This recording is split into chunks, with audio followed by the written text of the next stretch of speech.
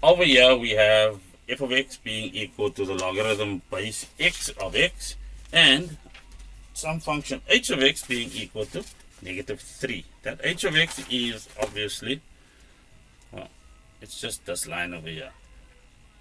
A straight line down here, which cuts at b. Determine the coordinates of a and b. So if we want the coordinates of a, that is just going to be the x-intercept of, what they want is f of x to be equal to 0, because that's what an x-intercept is. So I'm going to do this. Log base 1 over 3 of x equal to 0. And then if we want to unzip or undo a logarithm and turn it into exponential form, we have to remember that the answer to a log is an exponent. So that's something to the power 0. The base comes from there, so that's 1 over 3. And that's equal to x. Therefore, the x they want is equal to 1, which makes our coordinates of a 1 and 0.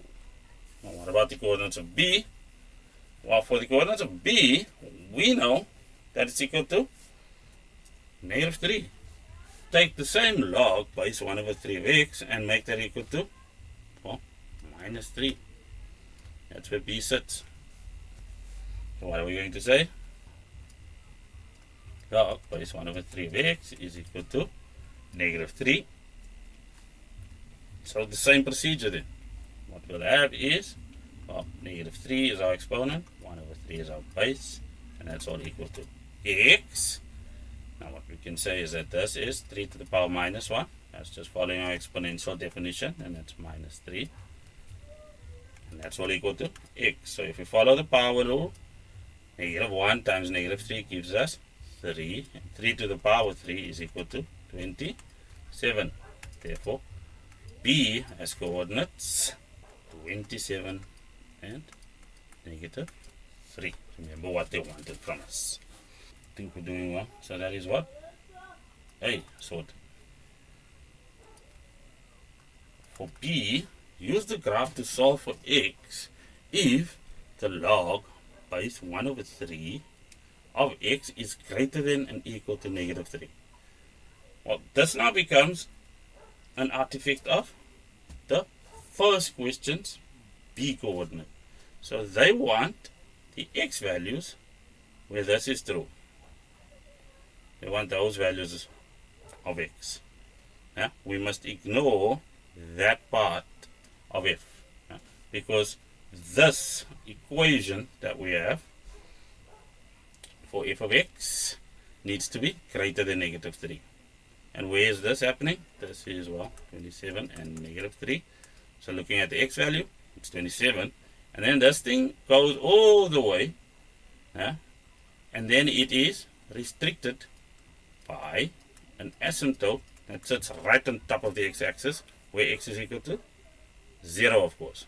And then, just to nail the point home, there is no graph on the left-hand side of the y-axis, which means our x is greater than 0. That acknowledges the asymptote.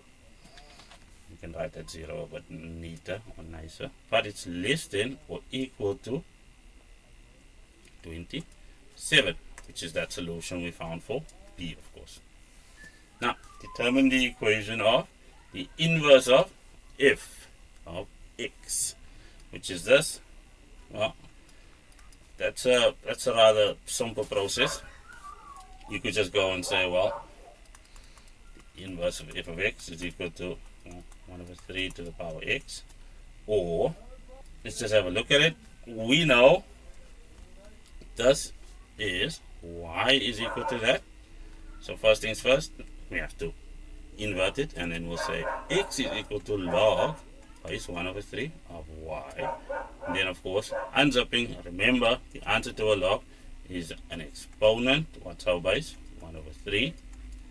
And that's equal to, well, not y, but the inverse of f of x. So that's just following the process then.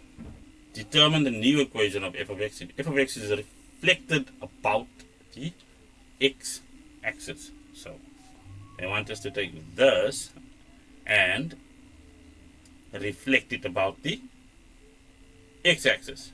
So that means whatever y value is over here needs to come down, which means we need to take this definition of our y value and change the sign of it all over the place for the entire equation. That just means, so f of x new is equal to negative f of x, because all the y values signs must change, and that is just going to be equal to negative log base 1 over 3 of x. Done. Well, 3 minus 1, which is equal to 2. I think that's about as simple as that needs to be. Awesome.